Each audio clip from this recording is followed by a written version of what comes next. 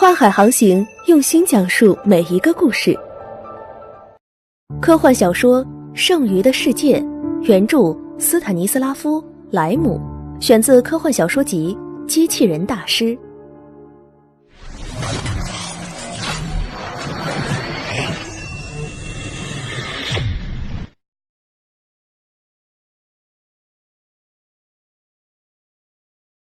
某日，建造师特鲁尔组装了一台机器，该机器可以创造任何以 N 开头的事物。当他准备就绪时，他试着命令他制造针，然后是睡衣，他都造出来了。而后他又尝试了多种以 N 开头的物体，机器不折不扣地执行了他的指令。他对机器的能力范围还不能完全确定，就让他一个接一个地造出面条、原子核、中子、鼻子、钠。不过最后一项机器造不出来。机器说，天然碱是 S 开头，我只负责 N 开头的事物。特鲁尔说，但在拉丁文里它是 natural。 机器说，这显然不可以，因为无论你说出任何一种事物，它无疑都会在某种语言里以 N 开头，我不能超出你设定的英文语法程序，所以天然碱不行。特鲁尔听完感到很满意，他又令机器造出了夜晚，机器立刻执行了。夜色的规模虽然很小，但非常完美。喜出望外的特鲁尔邀请了朋友希厄斯前来，向他介绍这台机器，大力称赞他非凡的本领。听完特鲁尔的一番吹嘘，希厄斯决定试试这台机器。希厄斯说，造出自然规律。机器呜呜作响，眨眼之间，特鲁尔的前院里就挤满了自然科学家，他们争吵不休，人人都出版过鸿篇巨制，而后被别人驳得体无完肤。还可以看见远处燃烧的柴堆，自然主义的殉道者在上面被烤得滋滋响。雷鸣声传来，奇异的蘑菇状烟云往上升腾，每个人都在同时说话，却没有人倾听。到处都是各种备忘录、申诉书、传票和其他文件。角落里坐着一堆老头子，狂热地在碎纸片上涂写写。看到这些，希厄斯琢磨着，这难道是自然规律？这显然不能令他满意，于是他决定再让机器完成2个任务。如果他能完成，那他就承认机器配得起特鲁尔的称赞。希厄斯说道，造出反。一旁的特鲁尔叫道，反？到底是个什么东西？希厄斯冷冷地回答，当然是正的对立面，比如说反面的态度，图像的反面。好了，开工吧。不管怎么样，机器早已经开始工作了。它先是造出了反质子，然后是反电子、反中子、反中微子，并再接再厉，直到所有这些反物质形成了一个反物质世界，在它们头顶上像一团朦胧的云雾一样闪闪发亮。希厄斯不高兴地嘟囔着，这也算反？好吧，就算是吧。不过现在请听第3个指令，造出5。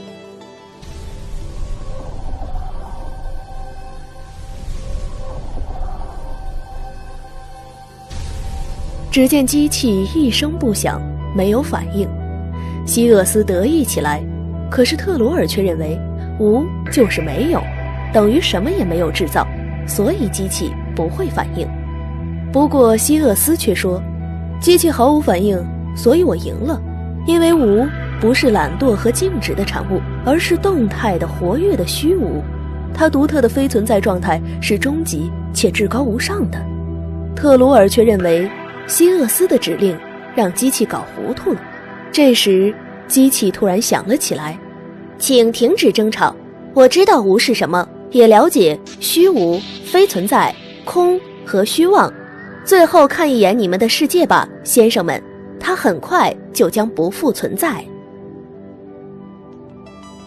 建造师们僵住了，他们忘了争吵。机器是这么干的，不同的事物一个接一个的被移除出了世界，一旦被移除，这些事物也就不存在了。不过机器看上去并不像是在减少、缩小和扣除，它倒像是在增多、加强和填补，因为它在按顺序清除一些事物。不遵守规范的、没有价值的、无意义的、不履行义务的等等一切以 N 开头的事物。不久之后，特鲁尔和希厄斯周围的世界开始变得空荡荡了。特鲁尔慌张地说：“但愿不要有糟糕的结果。”希厄斯说：“别担心，他还没有在创造宇宙性的虚无，只是在消除以 N 开头的事物，这根本就算不上什么创造物。特鲁尔，你输了。”机器回答道：“没错，我是从以 N 开头的事物开始的，这只是因为我熟悉它们。不管怎么样，创造是一回事，毁灭又是另一回事。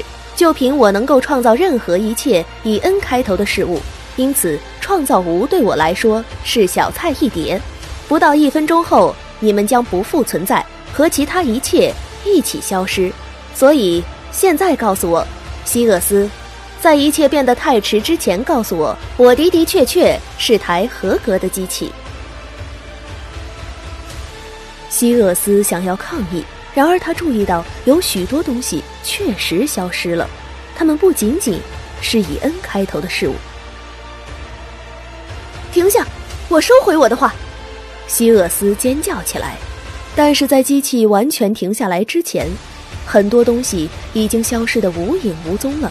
现在机器静止了，世界看上去糟透了，天空尤其悲惨，苍穹上只剩下一些相隔遥远的光点，再也没有壮丽的地平线了。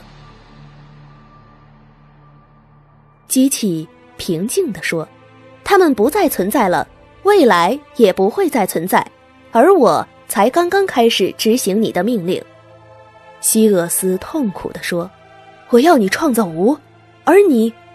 机器回答道：“如果我在刹那间完全造出了无，一切都将不复存在，包括你们、天空、宇宙，甚至还有我自己。那样的话，这个命令是被执行了，可是谁又能向谁告知呢？怎么才能证明我是一台有效能干的机器呢？”希厄斯满脸惊恐地说道：“让我们停止吧，我没有别的事要你做了，但是拜托你，请把它们还回来，没有它们，人生就失去了一切魅力。”机器说：“可我不能，刚刚的无就包含了所有，我只能修复其中以 N 开头的事物，至于以其他字母开头的，我帮不了你。看看这世界吧，它千疮百孔，到处都是黑乎乎的大洞，充满了虚无，星辰间无底的空洞里填满了无，与我们相关的一切都在向它看齐，每一点物质的碎片后面都潜藏着深邃的黑暗。这是你的作品，出于嫉妒心的作品，我很难想象未来的人类后裔会因此而赞美你。”希厄斯久久地沉默着，他难以置信地凝视着那黑色的苍穹。一直到今天，世界都保持着蜂窝般的虚无状态，一如当时清除过程突然停止时它的模样。而之后人们想要建造可以创造以其他字母开头的事物的机器，但一切尝试都失败了。恐怕我们永远都不能再看到壮美的天景了，不，永远不能了。